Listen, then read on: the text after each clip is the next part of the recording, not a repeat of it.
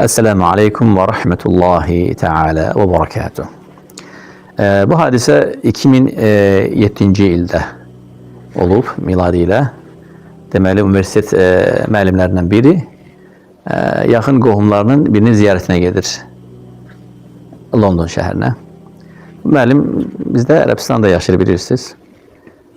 Və qonaq gəlir. Görüş baş tutur və restoranda onun üçün ziyafət verirlər. Dostlardır, qohumlardır. Bu müəllim bizdə doktordur. Elmlər namizədidir. Və süfrə açırlar. Orada ofisantdan xahiş edirlər. Restoranda ərəb restoranı olur, halal restoran olur. Müəllim də fürsətdən istifadə edir. Həmin o sifarişlərin əsnasında onlardan icazə alır, harasa gedir. Ta ki yeməyə süfrəyə gəlir. Və müəllim əməlli gecişir, doktor gecişir. Qonaqlardan biri, Londonda yaşayan, doktor, hara getdiniz belə? Yəni, yaman çox yubandınız. Söyləyir ki, biz namazımı qılmalıydım ona görə. Həmin insan adı Asim olur. Deyir ki, doktor, hələm də namaz qılırsınız. Deyir ki, o nə deməkdir ki, hələm də namaz qılırsınız? Məyər namaz yalnız Ərəbistanda qılınır. Londona gələndə Allah unutulur yəni. Deyir, doktor, siz hələm də keçmiş düşüncələrdəsiniz. Doktor başa düşür ki, bu insan nəsə debat axtarır. Deyir, doktor, sizə suallar verə bilərəm. Amma sizdən xahişim olacaq. Mənim suallarıma səbr edəcək, təhəmmül edəcəksiniz. Emosiyanızı qapamayacaqsınız. Bu fərəzi bir suallardır, fərziyələrdir. Olar, bir neçə sual verim. Doktor söhbəti tutur, çünki özünə görə. Təbii ki, o da elmlər namizədir, alim adamdır, savaddır. Deyir, olsun. Amma şərt qoyacağım. Əgər sən suallarına cavab verəndən sonra sualların nəticəsini deməlisən. Ya məğlub oldun, ya qalib oldun. O halda olar. Razısan? Deyir, razıyam. Həmin o, Londonda yaşayan sual verir. Doktor, bax, neçə ildir namaz qılırsınız? Deyir, şükürlər olsun, 7 yaşından namazı mənə öyrətdilər. 9 yaşından artıq namazı itqan ilə qılırdım. Və bu yaşa kimi gəldim və indiyə kimi namazımda sabitəm və inşallah ölənə kimi də sabit olacağım. Belə deyir. O qayıdıb sual verir. Doktor deyir, amma lütfən mənim suallarıma təhəmmül edəcəksiniz. Yəni, emosiyalarınıza qapanmayacaqsınız, əsəbləşməyəcəksiniz. Sadəcə olaraq səthi suallara cavab verəcəksiniz. Olar, olar. Başlayaq. Fərz eləyək, yəni bu bir fərziyədir. Doktor, öləndən sonra sizə məlum oldu ki, sizin qıldığınız namazların heç bir mükafatı yoxdur. Çünki nə cənnət var, nə də saqar var, cəhənnəm. Bu, həyatın sonuna kimi qılan namazlar hara getdi? Doktor cavabında deyir ki, sənin fərziyənlə gedəcəm. Fərz elə ki, öləndən sonra mənə məlum oldu ki, nə saqar var qılmadığına görə cəza, nə də ki, cənnət var mükafat olaraq. Ən azı bildim ki, mənim xaliqim, məni yoxdan var edən, ibadətə əhliyə və haqq olana ibadət elədim. Bu mənə bəs eləyər. Ali ibn Əbi Talibin sözlərini sənə gətirəm. Ey Rabbim, sənə nə cəhənnəminə qorxu olaraq, nə də cənnətinə görə rəğbə olaraq yox, sən ibadətə haqq ilah olduğuna görə sevərəkdən ibadət etdim. Belə deyəcəm. Dedi, yox, doktor, biraz da dərnəyə gedəcəm, amma lütfən emosiyalarınıza qapanmayın. Orucu neyniyək? Oruc yemirsiniz, içmirsiniz, dözürsünüz, alaqsız Ramazanı burada keçirsəz, Londonda orucun vaxtı 18 saatdan daha yuxarıya kimi qalxa bilir. Öləndən sonra məlum oldu ki, bunun da mükafatı yoxdur. Çünki nə cənnət var, nə cəhənnəm.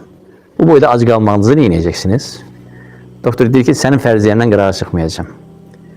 Doğrudan da sən deyən olsan, alə farzi, misal, fərziyə, mən hər iki halda itirmədim. Niyə görə? Çünki orucda elə bir tədavi var ki, bir çox dərmanlar o tədavi qüdrətində deyil. Onlarla klinikalar çalışır ki, insanları şiş və onkoloji xəstəliklərdən qorusun və qeyri-müsəlman ölkələrin alimləri, həkimləri ortaq məxrəc olaraq ittifaq ediblər ki, ən gözəl tədavi növlərindən də biri onkoloji xəstəliklər və şiş və qorxu xəstəliklərini qarşılamaq insan vücudunda ildə bir dəfə möhkəm tənəffüs edilməsidir. Yeməkdən və içməkdən tamamilə dayanmasıdır. Bu cəhətdən mən yenə də itirmədim. Yəni də qabağa düşdüm və bu bir sağlamlıq idi. Üstəlik onun mənəvi, ruhani ləzzəti var. Daha nələr? Mən itirmədim. Sualı davamını ver. Deyir, yaxşı. Doktor, həcce getdin, bu qədər məsrəflər, pul xərclədin, səfər elədin, yorulmaq, ömrəyə getdin. Bəs bunları nə edəcəksən? Mütləq əziz izləyici, axıra kimi dinlə. Və baxdın, gördün, öləndən sonra məlum oldu ki, nə bunun mükafatı var, çünki cənnət yoxdur, nə də ki, bunun cəzası yoxdur, cəhənnəm. Bəs o qədər əziyyət, həc, ümrə. Deyir, yenə də mən itirmədim. Niyə görə? Həccə necə gedirsən, təmizlənirsən, həm fiziki olaraq, düzdürmü, çimirsən, qus alırsan, ehrama gelirsən. Həm də orada bir mənəvi bir təmizlik var, ruhu bir təmizlik var. Bunu heç kim dana bilmir. Onun bir həzzi, bir ləzzəti var.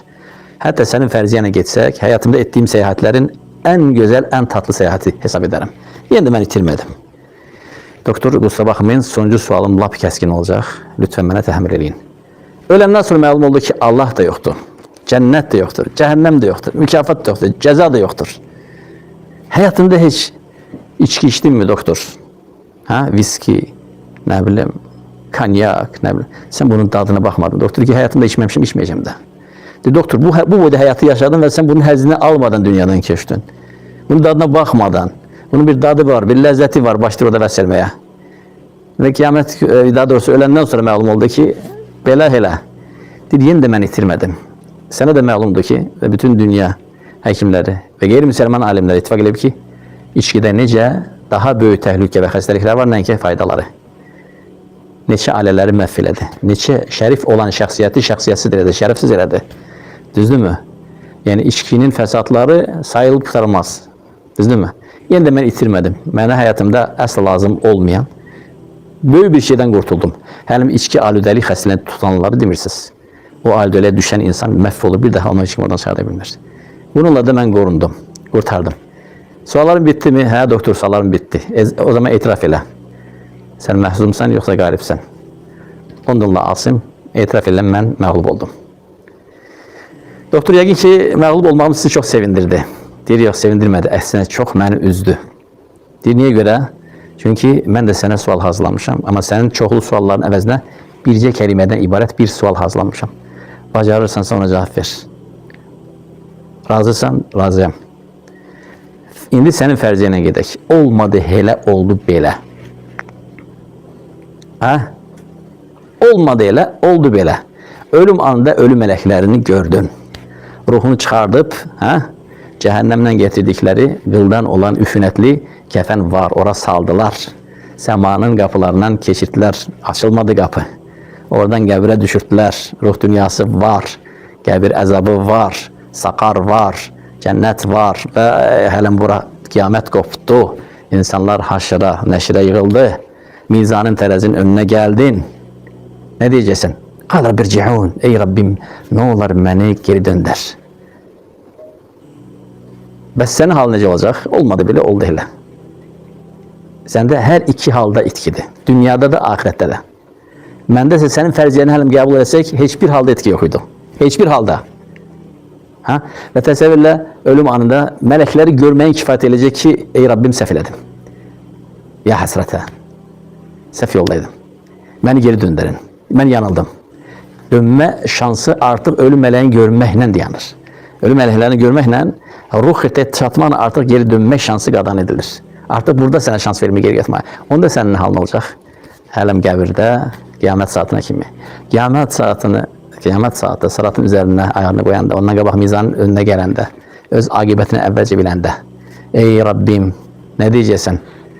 وَلَوْ تَرَا اِذِ الْمُجْرِمُونَ نَاكِسُوا رُؤُسِهِمْ عِنْدَ رَبِّهِمْ. Sən o gün kafirləri Rabbinin huzurunda boynu bükük görəcəksən ya Muhammed.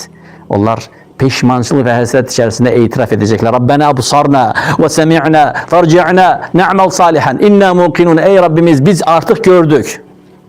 Eşitdik. Yəni o şeylər ki görmürdük, indi gördük. O şeyləri ki eşitməsi mümkündür, indi eşidirik. Rabbena absarna. Ha? Semi'a o nedir? İnna muqinun ayetin sonuna bakın. Biz artık yakin olduk. Ne olsun? Ne faydası var? Burada faydası var imanın. Gözle görülene iman değilmez. Gözle görülene şehadet değilmez. وَلَوْ تَرَا اِذِ الْمُجْرِمُونَ نَاكِسُوا رُؤُسِهِمْ عِنْدَ رَبِّهِمْ. Rabbinin yanında o gün, kıyamet günü, günahkarların yani kafirlerin nice boynu bükük bir şekilde durmasını görseydin. Kaşki ya Muhammed. Rabbena ebsarna ve semi'na farci'na. Ey Rabbimiz ne olur bizi geri dönder. Biz artık gördük, görecekler bizi. Eşittik, ne lazım da eşitilecek. Ve yakin olduk. İnne muqinun. Allah Teala ne diyecek? وَلَوْ شِئْنَا لَآتَيْنَا كُلَّ نَفْسٍ هُدَاهَا. İsteseydik hidayeti hamıya paylayardık. Hediye kimi? Ha? Ama istediğimize hidayet verdi. Kime? Kim özü Allah'a Teala taraf geldi, kim onu aktardı. Yani hakikaten insan bir fikirləşməlidir. Və aqibət fikirləşməlidir. Elə bu diyalog əsnasında Londonlu Asim'in lokma boğazında kalır. Badəni əlinə alır və suyu içərəkdən titr əsir. Doktor ki, tələsmə Asim. Cavabı inşallah yemeği tam bitirenden sonra verersen. Onlar orada hardasa 1 saatten çok otururlar. Ziyafət bitir. Sonra fresh sular gelir. Asım'ın halı yaxşı değil. Özünde değil, cevap verebilmir. Asım cevabı yoktur. Doktor böyle ehtiram ve edəblə Asım biləməz. Cevabı sabah deyərsən. Üstüne bir neçə gün gelir. Bir neçə gün keçir.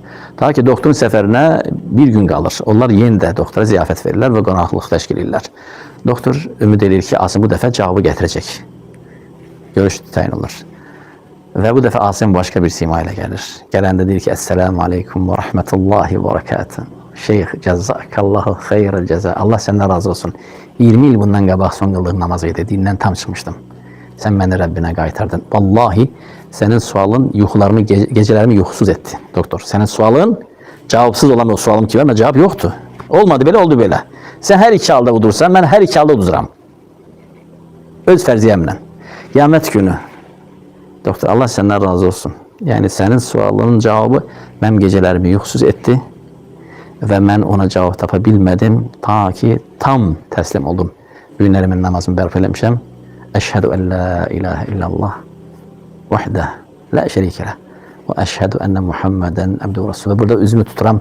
Deistliğe meyilli elif de hiç deistlikten anlayışı olmayan, ne orta iftidai, ne âli savadı olmayan, ben değilsem, buna belə rahatdır, bilirsiniz mi? Asantda hiçbir dini mükəlləfiyyətin yoxdur, işini verənmə. Soruşanda kəlmə-i şəhadət, değilsem deyir.